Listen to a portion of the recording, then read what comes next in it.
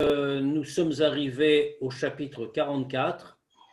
Nous allons reprendre juste après le point que vous voyez à la troisième ligne de la page affichée. Va'avar Rabba Ugdola Mizou. Alors, bien sûr, on va commencer par rappeler ce qu'on avait dit jusqu'ici. Alors, jusqu'ici, nous avions dit on avait vu donc dans les chapitres précédents l'importance de Ahava et Yira, de l'amour et de la crainte de Dieu dans tous leurs degrés. On avait dit sur le fond, sur le principe général, que sans Ahava et Yira, les mitzvot que l'on fait ne peuvent pas s'élever, ce sont comme les ailes de l'oiseau. On va revoir l'idée ici. Et puis, alors, on avait expliqué qu'il y a plusieurs degrés de Ahava. On avait vu qu'il y avait plusieurs degrés de Hava. On avait parlé de Hava Rabba et de Havatolam.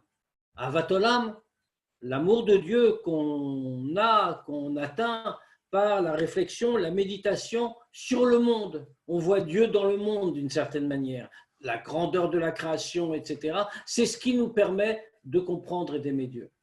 Et puis, on avait parlé de quelque chose de beaucoup plus élevé, Avaraba.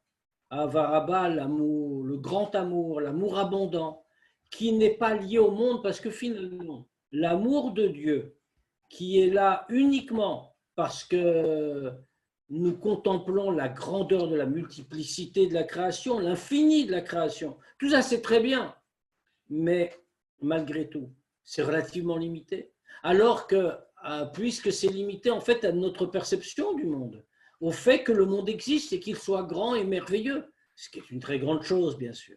Mais ce n'est pas suffisant. Alors qu'avons-nous? Eh bien nous avons l'idée de Ahava Rabba. C'est sans aucune limite. Un amour qui n'est que l'amour de Dieu seul, qui ne fait pas référence à la création, Dieu qui dépasse le monde. Mais il y a, alors on avait décrit les degrés et comment y parvenir, etc. Tout ça nous semblait très compliqué. Mais on avait dit, et ça c'était l'objet du chapitre 44 que nous avons commencé la semaine dernière, on avait dit qu'il y a une troisième catégorie de Ahava, troisième degré d'amour. Un amour qui est composé des deux, Ahvatolam et Ahava Rabba en même temps, si l'on peut dire enchevêtrés. Et cet amour-là, qui est un héritage de nos ancêtres, on l'a dit clairement une fois de plus, Yerushalayim avotenu, c'est un héritage qui nous a été légué par nos ancêtres et nous l'avons en nous. Alors bien sûr, l'avoir en soi, ça ne veut pas dire forcément l'avoir automatiquement. Ça demande aussi une fatigue, ça demande aussi d'avoir un effort pour le révéler du fond de soi. Malgré tout, on peut le trouver en nous. C'est-à-dire que c'est accessible à tout le monde. Dans ce degré, dans ce troisième type d'amour, mélangé des deux, eh bien, qui est donc accessible à tous par nature, on avait trouvé deux degrés.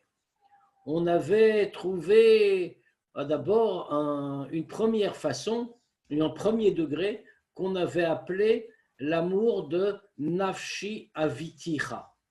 Mon âme a envie, te désire. La suite de cette phrase, c'est Balaïla, la nuit.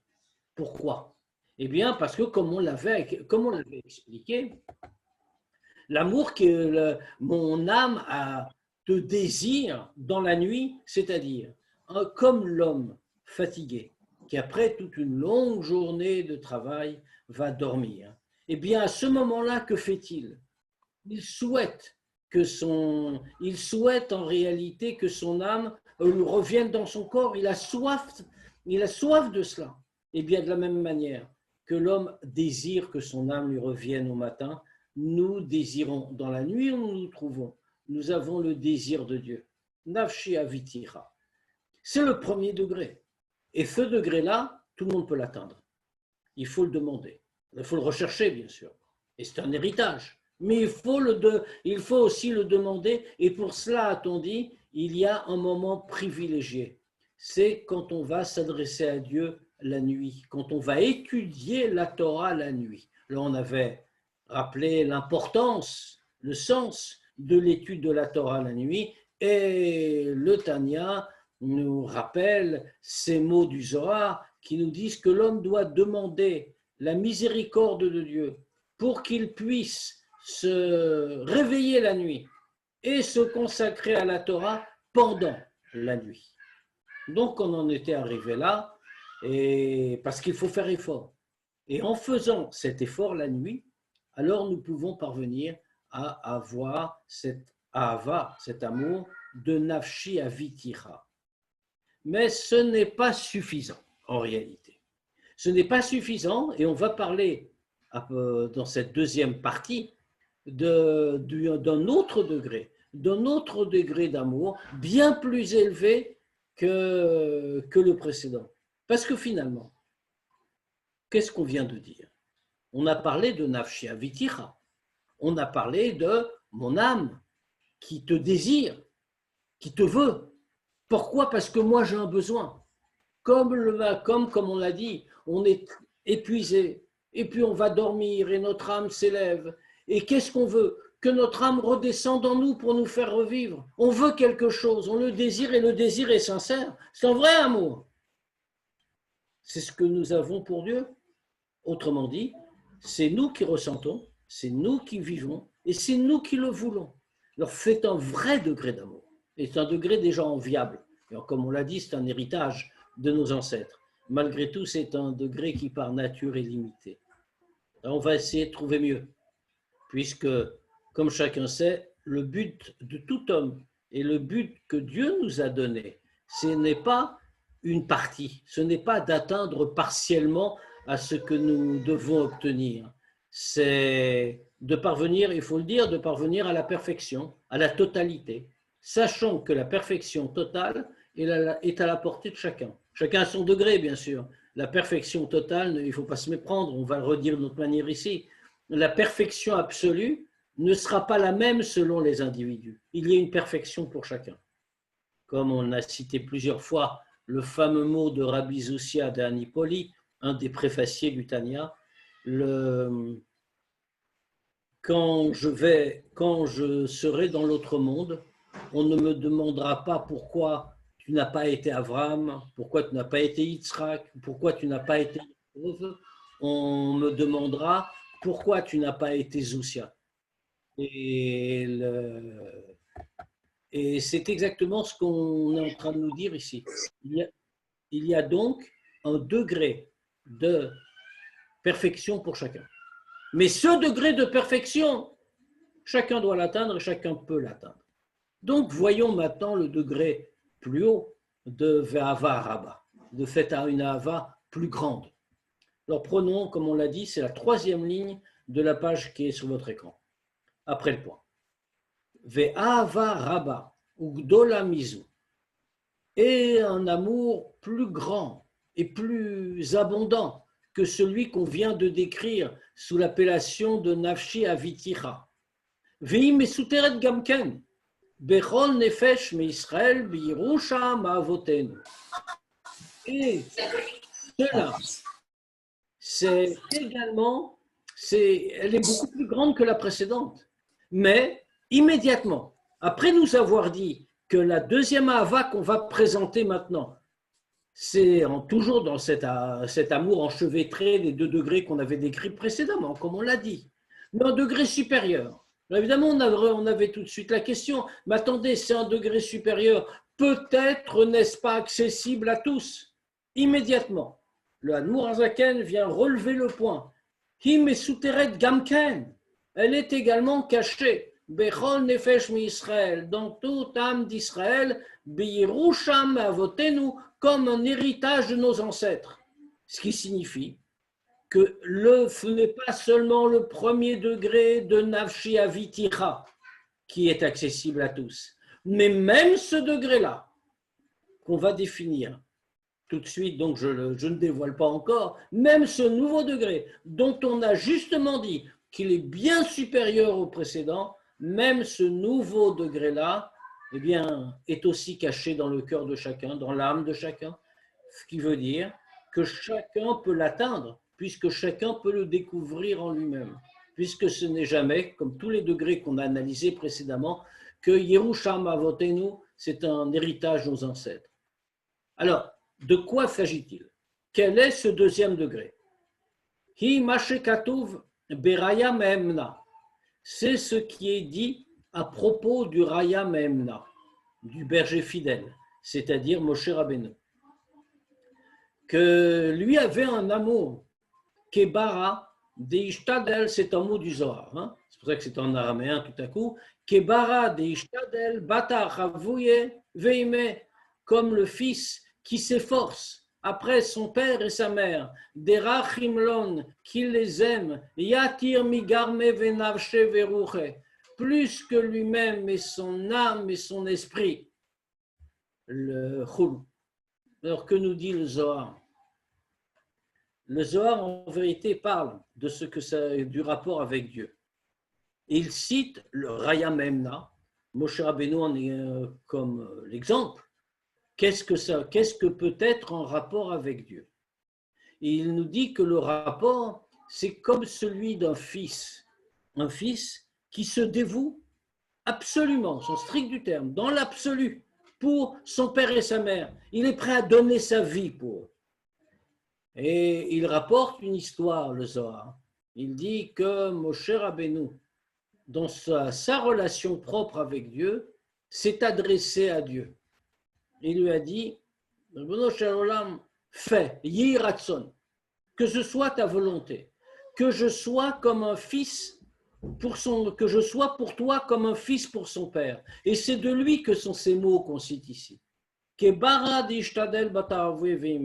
un fils qui se dévoue pour son père et sa mère. Parce qu'il les aime.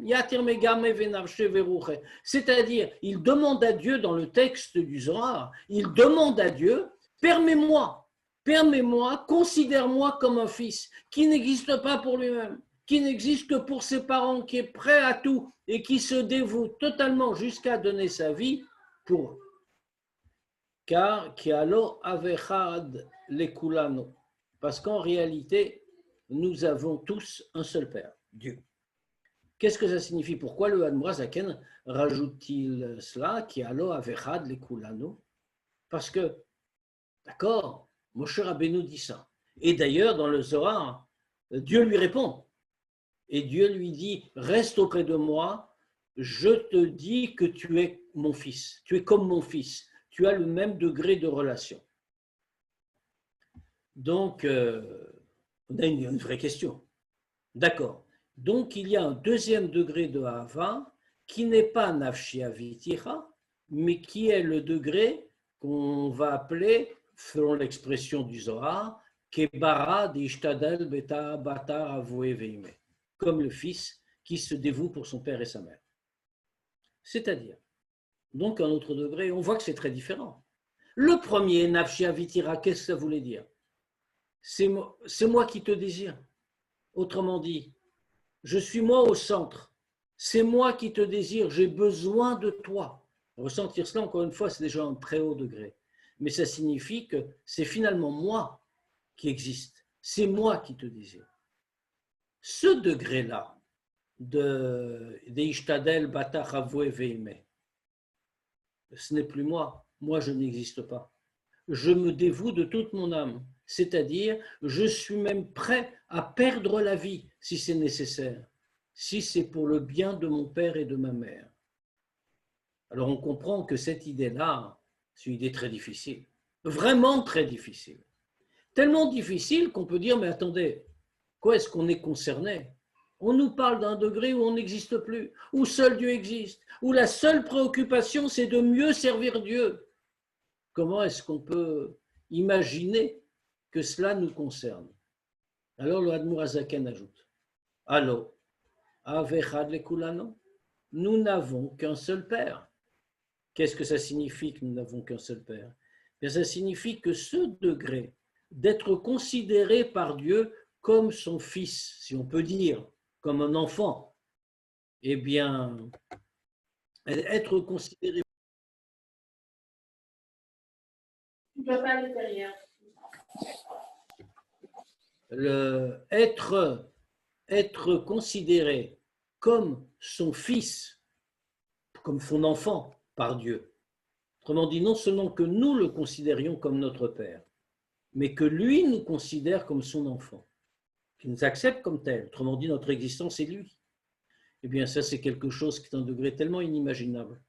On pourrait dire, oui, mais c'est peut-être un père pour Moshe Rabbeinu. Et Moshe Rabbeinu est peut-être un enfant pour Dieu, parce qu'il éprouve cette manière de service. Mais nous, comment pourrait-on prétendre simplement à un degré comme celui-là? Eh bien, c'est exactement ce qu'on nous dit ici. Avechad lekulanu. Nous n'avons qu'un seul Père. Que l'on soit Moshe Rabbeinu, que l'on soit n'importe qui, voire un juif très bas spirituellement, mais Avechad lekulanu. Si Avechad lekulanu, alors nous n'avons qu'un seul Père, donc nous sommes ses enfants au même degré que Moshe Rabbeinu. Et ce sentiment-là est donc accessible à tous. Mais on relève quand même tout de suite l'objection. Ve'avki, bien que, mi ouzé, ve'eizeu, asher arav libo la geshet la sig, afilu chelek echad min yalef, mimadregat ahavat raya memna.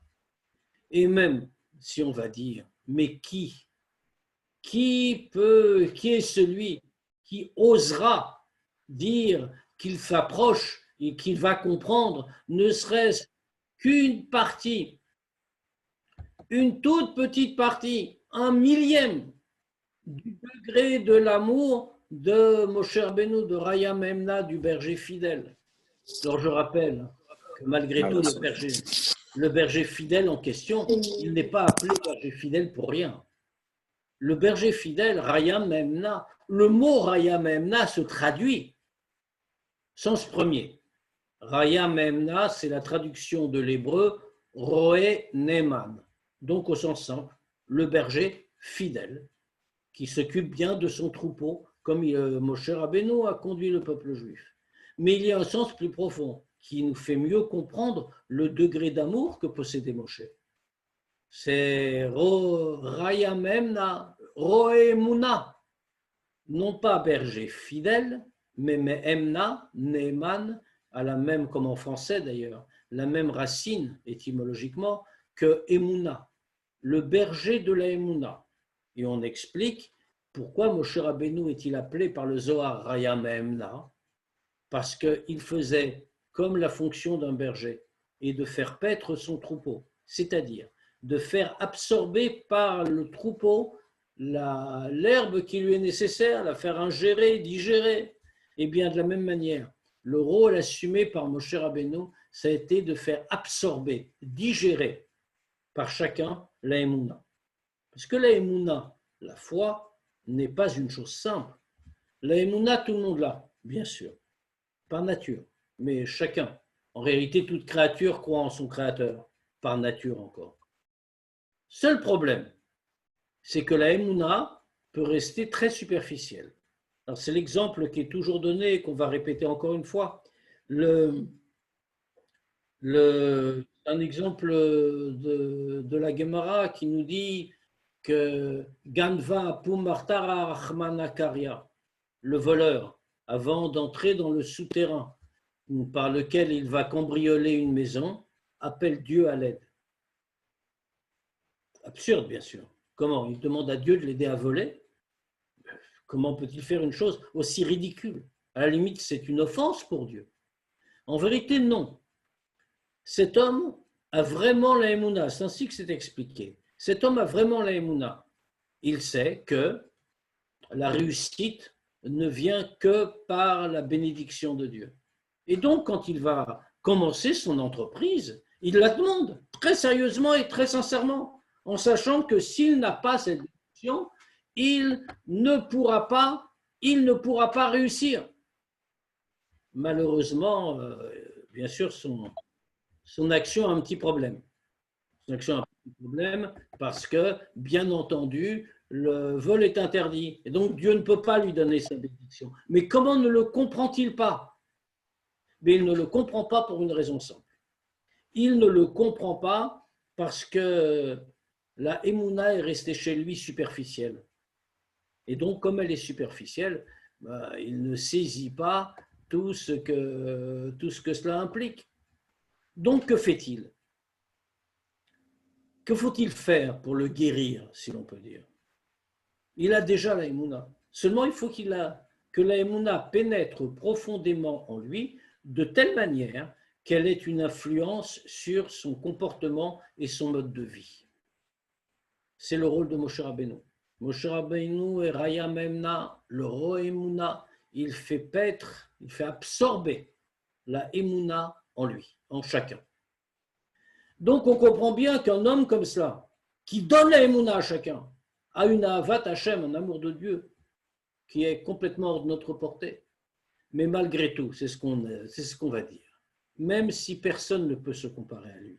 Mikol Makom, Arefes Katseo, Veshemetz Mineo, mais un petit peu, une toute petite parcelle, Merov Tuvo Ve'oro, de sa grande bonté, de sa lumière, Meir Leklalut Israël Bechol Dorvador, éclaire l'ensemble d'Israël dans chaque génération.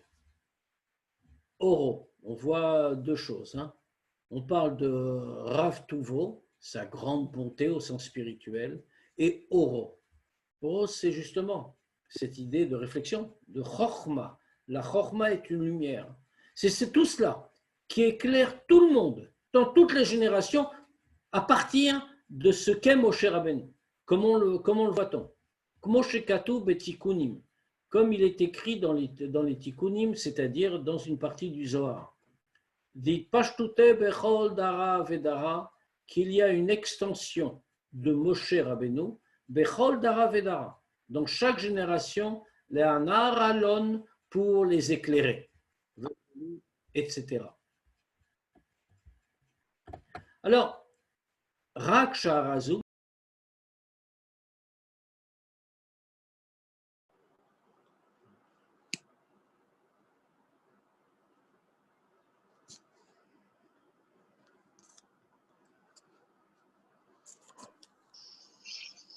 voilà. Le micro avait été coupé, désolé. Je ne sais pas ce qui se passe très bien, mais ça n'est pas bien grave. En tout cas, un tout petit peu de cette grande lumière, Meir l'Iklalut Israël Bechol Dovador, éclaire en chaque génération, comme on l'a dit, comme le disent les Tikkunim, dit Pashtute Bechol Dara Vedara Le'anar Alon, une extension de Moshe, et dans chaque génération, Le'anar Alon pour les éclairer. Vechulu. C'est-à-dire qu'en réalité, il y a donc une extension de Moshe, des étincelles, la lumière de Moshe qui descend dans chaque génération et qui accompagne chacun. Pourquoi est-ce qu'on rapporte ça? Et parce que justement, on vient de dire la Hava, on vient de décrire le degré de Hava, le degré d'amour de Dieu où était parvenu Moshe Rabbeinu. Et on vient de comprendre qu'on n'est absolument pas concerné, que ça ne peut pas être nous. Et c'est cela qu'on nous dit. Si, ça peut être nous. Parce qu'il y a une étincelle de Moshe dans toutes les générations qui éclaire chacun. Mais ça n'est pas automatique. Elle est présente. Mais il ne faut pas croire que tout est donné gratuitement. En réalité, c'est un grand principe. Rien n'est jamais donné gratuitement. La seule chose gratuite, comme on a l'habitude de le souligner souvent, la seule chose gratuite, c'est les plaisirs matériels. Il n'y a pas d'exigence d'effort pour cela. Les plaisirs matériels viennent tout seuls. Les acquis spirituels sont toujours plus difficiles. Ils ont toujours un prix, bien sûr, pas un prix financier, mais ils ont un prix en termes d'effort. Dès lors, ici, eh bien, nous avons besoin d'un effort. Rak Shaharazo, Ibeprinat Esther Ve'elem Gadol, Benefashot Kol Beit Israël. C'est simplement que cet hara, ce rayonnement-là, est caché. Il est Esther Ve'elem Gadol. Il est dans une grande dissimulation, dans un grand voilement.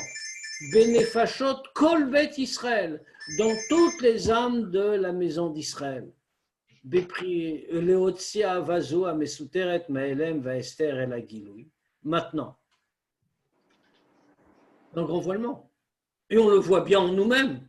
Est-ce que nous ressentons une étincelle comme ça, étincelle de Moshe Rabbeinu? Est-ce que nous sommes au point de dire que l'Ahava éclaire en nous de manière sensible? Non. C'est tellement caché qu'on a besoin d'un travail, comme on l'a dit. Il n'y a rien de gratuit. On a besoin d'un effort, d'un travail pour le révéler. Et si d'ailleurs c'était gratuit, comme on l'a dit, s'il n'y avait pas d'effort, si tout cela était simple et automatique, ce serait le signe même que ce n'est pas véridique. Parce que tout ce qui est dans la Gdusha doit être obtenu par l'effort. Seul ce qui appartient à l'impureté est disponible quand on le veut. C'est la klipa qui est gratuite, si on peut dire. Alors,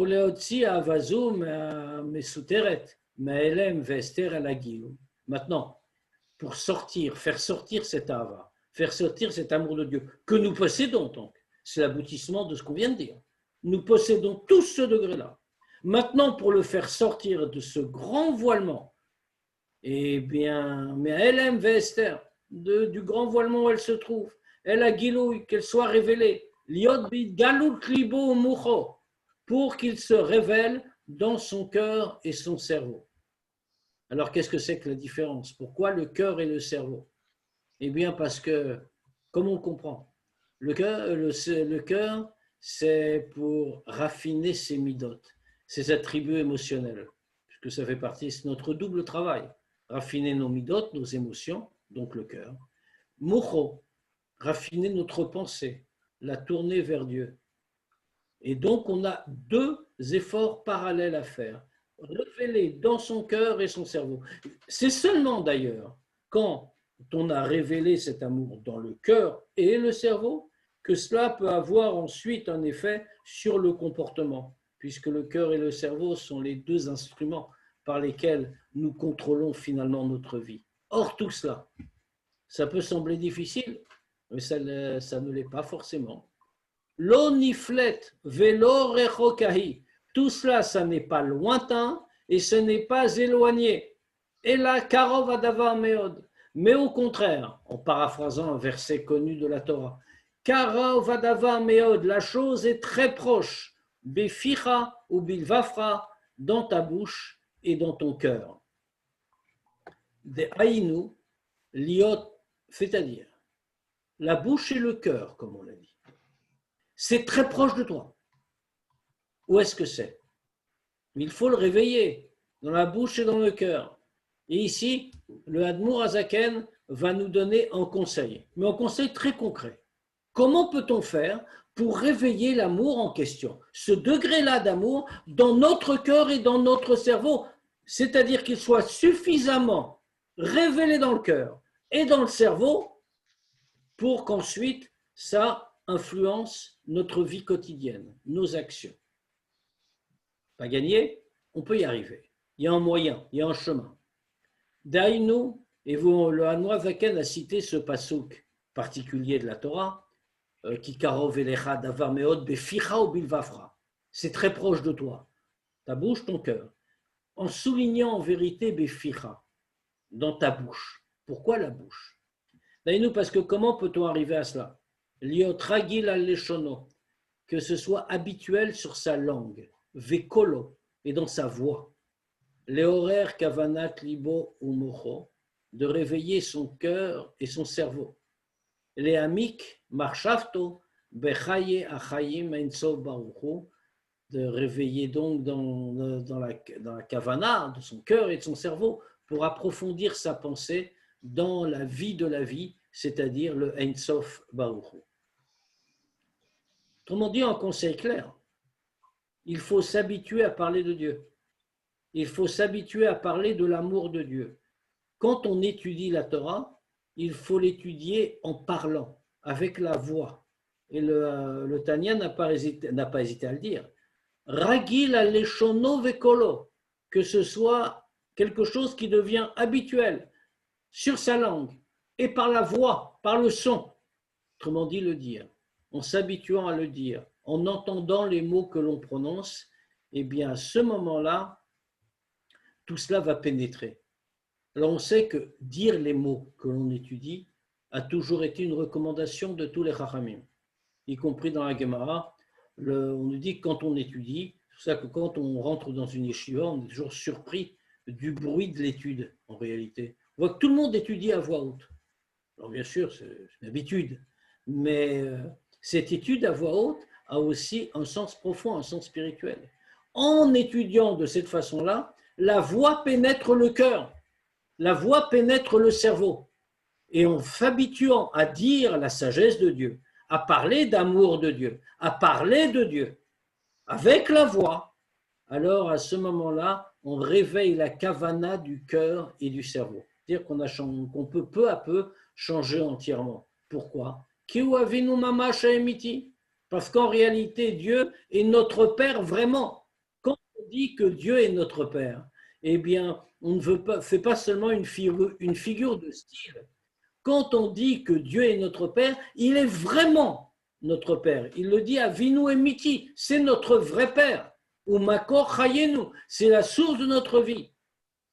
C'est tout cela qu'il faut dire. Qu'il faut dire parce que quand on le dit, on en est davantage persuadé. La parole nous remplit la bouche et de cette façon-là, elle nous remplit le cœur et le cerveau. L'horaire est là, va. Et ainsi, on réveille pour lui l'amour. Ki avat ben el av, comme c'est l'amour du fils pour le père. Ukshe yargil, il faut le faire souvent, parce qu'il y avait un autre terme important dans la toute première ligne de la page. C'est liot ragil, que ce soit habituel. Il ne suffit pas d'y réfléchir, d'y parvenir profondément, de le penser une fois. Il faut beaucoup plus. Il faut que ce soit habituel. C'est-à-dire, alors parce que quand on va s'habituer à le faire constamment, selon le grand principe, l'habitude devient une nature. Alors si l'habitude devient une nature, ça veut dire qu'on a un peu changé. Non, bien sûr, une énorme objection sur ce principe-là, vraiment énorme. C'est que bon, mais finalement, c'est du fabriqué. C'est pas parce qu'on se l'est répété et que c'est devenu très, très fréquent chez nous et donc c'est partie des choses que l'on vit et on a l'habitude d'y penser et de le dire et on sent qu'il y a quelque chose de bien. C'est pas pour ça qu'on a vraiment changé profondément. Or, on fait très bien que la volonté du Tanya, l'objectif que s'est fixé le Tanya depuis le début de l'ouvrage, c'est pas de faire naître des choses artificielles, c'est de faire naître par la culture plus que par la nature, de faire naître quelque chose dans le cœur et le cerveau, mais une fois que c'est né, de l'entretenir, bien sûr, et de l'élever et de l'encourager, mais pas de faire des artifices qui n'existent pas vraiment et qui ne changent rien. Or ici, on a un peu l'impression que c'est de ça qu'il s'agit dans la réalité. Où est le changement profond? On s'habitue à dire, à penser à Dieu, et à se dire que Dieu est grand et qu'on aime Dieu et que c'est notre Père, et comme ça, on va changer. Mais est-ce qu'on a changé vraiment?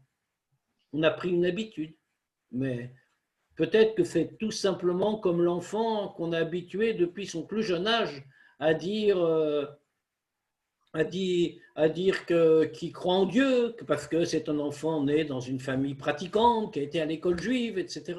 Mais finalement, est-ce qu'il a changé un jour, à l'intérieur, puisque c'est l'objectif du Tanya, que de faire changer à l'intérieur? L'Admor HaZaken répond ici à cette question.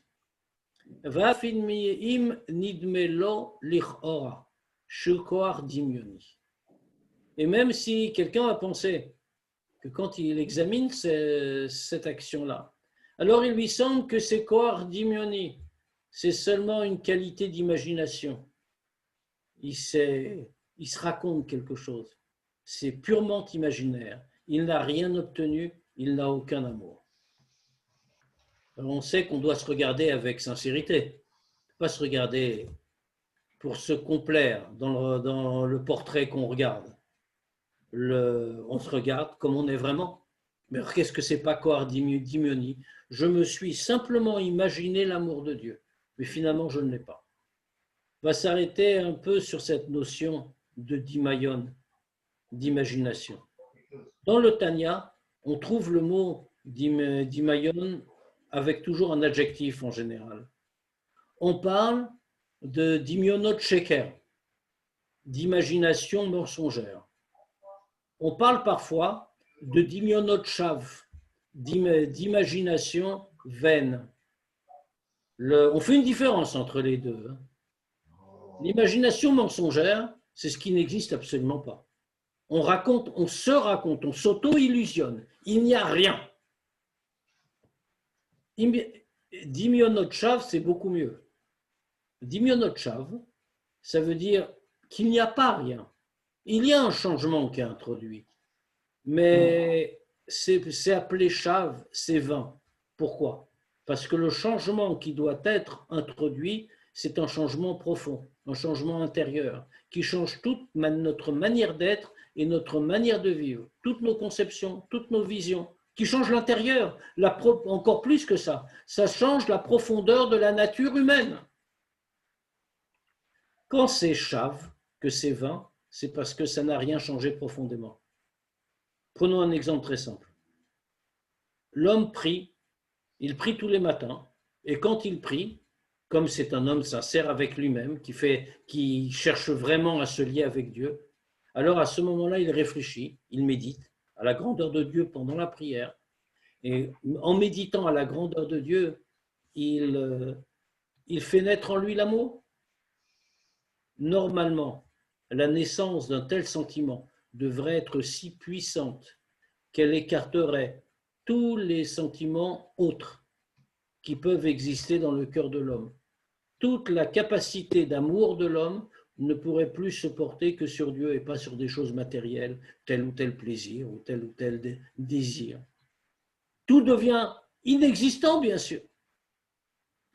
Pourtant, nous observons que même si un homme a vraiment fait cet effort et que pendant la prière, il est parvenu à un degré d'amour de Dieu réel et concret, une fois que la prière est terminée, cet amour disparaît. La preuve, c'est qu'une fois la prière terminée, une fois qu'il a fermé son livre, même s'il a eu toutes ses pensées, encore une fois, sincèrement, maintenant qu'il a fermé le livre, tout disparaît. Il peut retrouver les mêmes goûts et les mêmes aspirations que ceux qu'il avait avant la prière ou qu'il aura pendant toute la journée. Ce qui veut dire que rien n'est resté de tout son effort. Dans un tel cas, son amour est qualifié de dimionot shav. C'est une imagination, on va dire ça en bon français, une illusion vaine.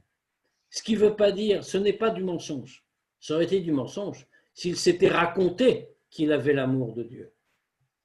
Là, ce n'est pas un mensonge. Il l'a eu, mais c'est shav, c'est vain, puisque ça ne reste pas, ça disparaît. Vous voyez qu'ici, le Admour Zaken a dit Koach hadimioni, la capacité d'imagination, d'illusion. Il l'a sorti d'aucun qualificatif. Pas sheker, bien sûr, pas de mensonge, mais même pas shav, pas vain. Autrement dit, ce n'est pas ça qu'on regarde. Il y a une capacité chez l'homme du dimayon, une capacité imaginative. Et cette capacité est très précieuse. Parce que, alors ici, on pourrait le prendre en termes négatifs. Il dit, mais finalement, ça sert à quoi? Rien n'a changé réellement. Alors, Admour Zaken dit non. Lo yachush. On ne doit pas remettre ça en cause, pas avoir de doute là-dessus. Mais achar, sheu emet la mito mitzadatzmo. Parce qu'en réalité, celui qui fait cet effort, même s'il n'est pas au degré voulu, il n'est pas Moshe Rabbeinu, il n'a pas le degré de Hava qu'on a décrit, mais c'est au moins Koach hadimioni, c'est au moins cette capacité d'imagination qu'il a mise en œuvre. Il a fait effort pour l'obtenir. Alors, et en réalité, fait émettre la mito, mitzadatzmo, c'est la vérité des vérités, mitzadatzmo en soi. Autrement dit, cet amour qu'il éprouve maintenant, même si ce n'est que du fait de la capacité d'imagination et pas de la réalité spirituelle qu'il a, mais ça représente quelque chose d'authentique. C'est Emet la Mito. Il y a 2 degrés de Emet. Il y a un degré qu'on appelle, le mot Emet est un mot très important, bien sûr, la vérité. On parle de vérité absolue. Et pourtant, même dans cette vérité, il existe plusieurs degrés. Il y a un degré qu'on appelle Emet, la vérité. et un degré qu'on appelle émettre la mytho, pour donner un point, et la vérité des vérités, si on peut dire. Prenons un point de comparaison dans la Torah. Il y a la vérité dans la Gemara, dans le Talmud. Le Talmud, c'est la vérité. Tout ce que disent les Chachamim, c'est la vérité. Chaque page, chaque mot du Talmud est la vérité. Pourtant, nous voyons des Chachamim qui ne sont pas d'accord l'un avec l'autre. Ils sont même en plein débat, un débat souvent très vigoureux. L'un dit blanc, l'autre dit noir. Pourtant, on ne dit pas que l'un a raison et que l'autre se trompe. On dit au contraire, Elu ve'elu evdivrei Elokim chaim. L'un et l'autre sont la parole de Dieu. Autrement dit, les deux ont raison, les deux sont la vérité. Comment peut-il y avoir deux vérités équivalentes alors que les deux arguments sont complètement contradictoires?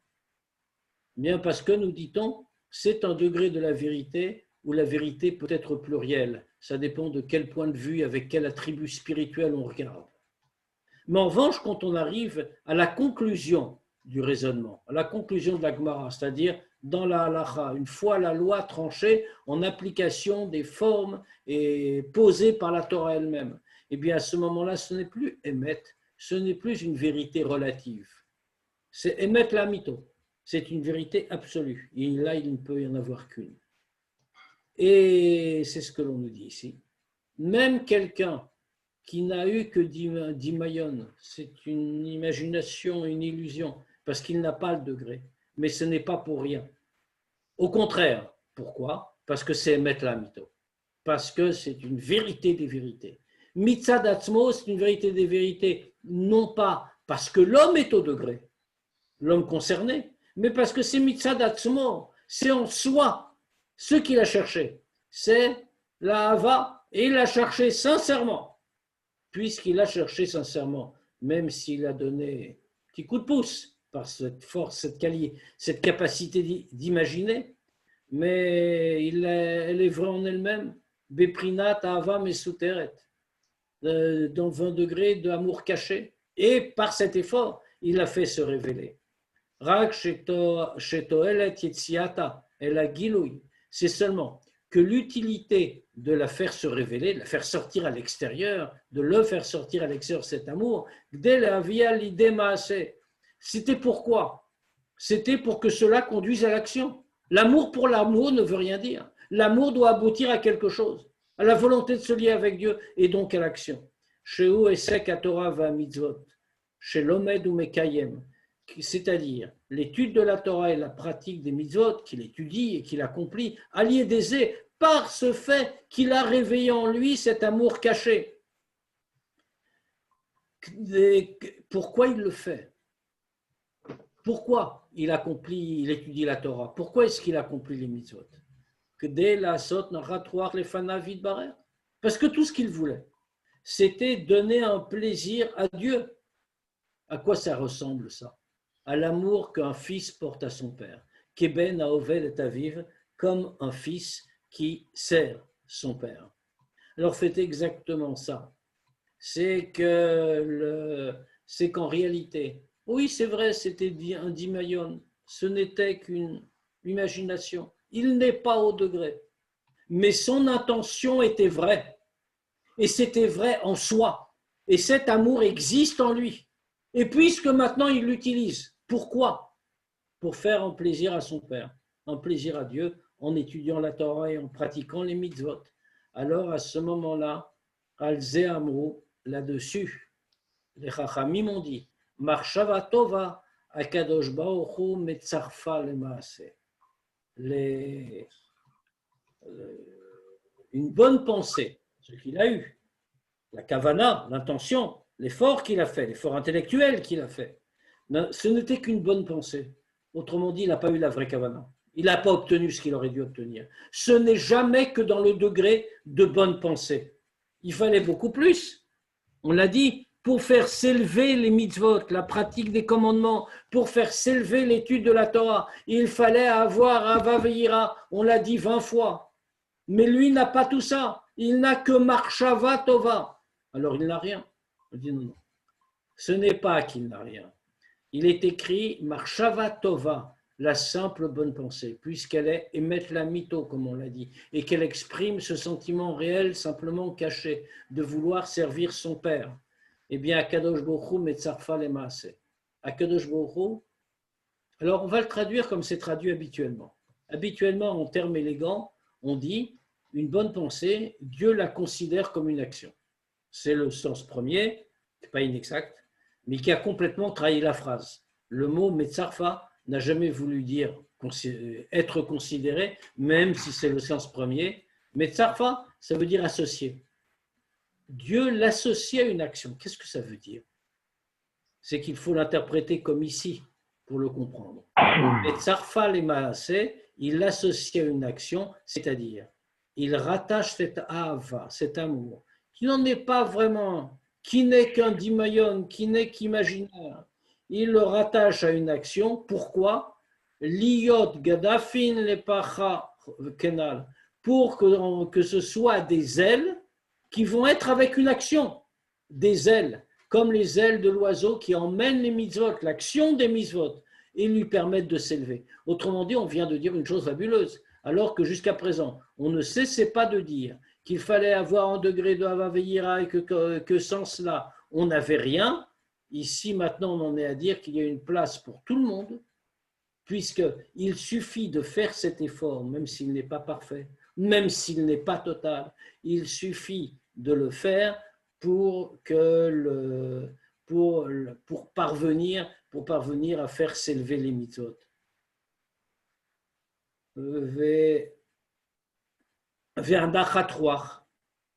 Et on a parlé du plaisir qu'on donne à son père. Il s'agit vraiment d'un immense plaisir.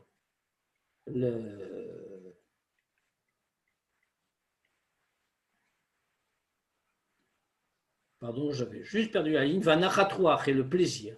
Ou kemalchal simchat amelech mibno. Et ce plaisir est infini. Parce que finalement, qu'est-ce qui vient de se passer? Il y a le fils qui s'est attaché avec son père, qui s'est réuni avec lui, et qui s'est réuni de manière extrêmement proche. En plus, quand un homme s'unit avec son créateur, de la manière qu'on vient de dire, c'est encore plus grand que quand un fils s'unit avec son père. Parce que on a l'habitude de dire évidemment que le fils ne se détache jamais de son père, que l'enfant ne se détache jamais de son père, qui l'a fait naître. Et donc, le lien est toujours existant, quel que soit le fils et quel que soit le père. Maintenant, il est clair qu'une fois que l'enfant est né, malgré tout, il est matériellement séparé, même si le lien spirituellement, profondément existe toujours. Matériellement, c'est un autre homme. En revanche, en ce qui concerne Dieu, il n'y a jamais de décalage, parce que l'homme n'est jamais séparé de Dieu. Comme il est écrit, Israël aloub marshava, Israël est monté dans la pensée de Dieu. La pensée, c'est quelque chose qui ne se divise pas. Ce n'est pas comme la parole qui se sépare du locuteur une fois qu'elle est prononcée. La pensée reste toujours à l'intérieur de celui qui la porte. Ce qui signifie qu'avec Dieu, on ne se sépare jamais de lui, même après que nous soyons dans le monde. Donc l'union est bien plus forte. Et le plaisir encore plus intense, le plaisir que nous donnons à notre Père. Comparable, comme dit le Tanya, à la Simchat HaMelech, la joie du roi, Mibno Sheba Elav, de son fils qui est venu le voir, Betseto Mibet Asurim Kenal, l'exemple qu'on avait déjà donné précédemment, le fils qui est venu revoir son père le roi quand il vient de sortir de prison. Ou liotlo dirabatartonim, ou pour avoir dirabatartonim, pour faire à Dieu une demeure en bas. Autrement dit, tout cela, il est tout à fait possible de l'avoir. Et donc, en réalité, le Hanmour Hazaken, en même temps, nous a donné un chemin, et en même temps, il nous a donné une mission qui est très ambitieuse. C'est de réaliser littéralement la Ahavat Hashem en nous. Il vient de nous dire que personne ne peut y échapper à ce travail en se disant qu'il n'est pas au niveau. Et en réalité, ça appartient à tout le monde. Voilà, je vous propose de nous arrêter ici ce soir. Donc, si vous avez des questions, c'est le moment. et on reprendra là pour un nouveau développement. Des questions? Oui. Qui pose une question? Non, a priori, pas de question. Tout cela nous laisse rêveurs. Ah oui, Jimayon. Mais c'est très important. Après, un peu plus loin, quelques lignes plus loin, le Tanya va parler de Koach HaTziyur, se représenter, la capacité de se représenter. On connaît le fameux exemple qu'a donné le rabbi précédent, enfin la fameuse histoire que raconte le rabbi précédent dans le Likutei Diborim, qu'il y avait cet officier du tsar. Bon, je ne raconte pas toute l'histoire, c'est une histoire longue avec Rabbi Levi Yitzhak de Berditchev. Mais juste sur ce point-là qui nous concerne dans le texte, Rabbi Levi Yitzhak, cet officier du tsar, donc, qui veut expliquer ce qu'est cette force qu'on appelait en hébreu le Koach HaTziyur. Ce n'est pas tout à fait l'imagination, c'est la capacité de se représenter, de se remémorer quelque chose dans tous les détails. Il veut le faire comprendre à ses amis, et une terreur qu'il avait éprouvée devant Rabbi Levi Yitzhak de Berditchev. Et pour leur faire comprendre cette terreur qui l'a paralysé, il raconte qu'un jour, quand il était jeune, il était encore là, il était devenu un noble, la cour du tsar, il était devenu un officier qui est très glorieux, et donc il était un homme très important. Et puis il raconte, il dit qu'il y avait, quand il était un jeune soldat, il raconte comme cela, il se rappelle qu'un jour, il a eu une question qui s'est posée au camp, et donc il a été voir son supérieur, et c'est une question sur ce que faisait l'armée, etc. Il a demandé à son supérieur, et son supérieur immédiat, il a dit « Oh, c'est une question très forte, je suis incapable d'y répondre. » Et donc son supérieur, raconte-t-il toujours, m'envoie chez l'officier. Et je vais voir l'officier, et j'étais impressionné parce que moi, simple soldat, je ne voyais jamais de si près un officier. Et je lui pose ma question et l'officier réfléchit et dit « Vraiment, c'est une très bonne question et très importante. Je suis incapable d'y répondre. » Il lui dit « Il faut que tu ailles voir le commandant en chef. » Enfin, je ne sais pas si c'est les grades, vous me pardonnerez si je me trompe dans les grades. Et donc, il va voir le commandant. Et le commandant l'écoute et lui raconte encore, il raconte ça à ses amis pour leur expliquer ce qu'est la terreur qu'il a ressentie quand il a vu Rabbi Levi Yitzhak de Berditchev. Il raconte donc, j'ai été voir le commandant et j'étais vraiment très impressionné. C'est la première fois que j'entrais dans la tente du commandant. Et je lui pose ma question, le commandant réfléchit, dit, oh là, mais tu soulèves une vraie question, je suis incapable de répondre. Il faut que tu ailles voir le chef d'état-major. Aller voir le chef d'état-major. Je n'ai rêvé voir le chef d'état-major. Et donc, il lui pose sa question. Le chef d'état-major lui dit oh, mais c'est incroyable cette question-là. Il faut que tu ailles la poser au ministre de la guerre. Et donc, lui, simple soldat, raconte-t-il, je me suis vu monter de degré en degré jusqu'à arriver dans le bureau du ministre de la guerre et je n'arrivais presque plus à tenir debout tellement je ressentais de peur devant lui. Un homme si puissant, etc. etc. Et il pose sa question et le ministre de la guerre lui dit mais tu sais que c'est incroyable que personne n'ait jamais vu ça avant toi. Cette question-là, il faut que tu la poses au tsar. Et au tsar lui-même dit alors, je ne sais plus quoi faire, mais je n'avais pas le choix. Et donc on m'a indiqué, j'ai été devant le bureau du tsar. Et il raconte, et j'étais devant la porte du bureau en attendant qu'on me fasse entrer. Et je me suis mis à trembler à l'idée de voir le tsar, à trembler de tous mes membres. Et en voyant que la porte s'ouvrait, je me suis évanoui. Et quand il raconte ça, il s'évanouit devant ses amis. Des dizaines d'années plus tard, alors qu'il est devenu un homme très important. Et le rabbin précédent raconte cette histoire et dit de là nous voyons la puissance non pas l'imaginaire, mais de la capacité de se représenter, de revivre un événement. Quand on l'utilise comme il faut, on peut tout revivre et on peut ressentir la même chose. C'est de cela que l'Admour HaZaken va nous parler. On peut se représenter des tas de choses, c'est très puissant, et on peut s'en servir pour susciter en nous l'amour de Dieu. Eh bien voilà, bonne semaine à tous et à jeudi pour la Sikha. Amen, merci beaucoup. Razak. Razak. Un grand merci. Bonsoir. Bonsoir. Bonsoir. À bientôt. Bonsoir.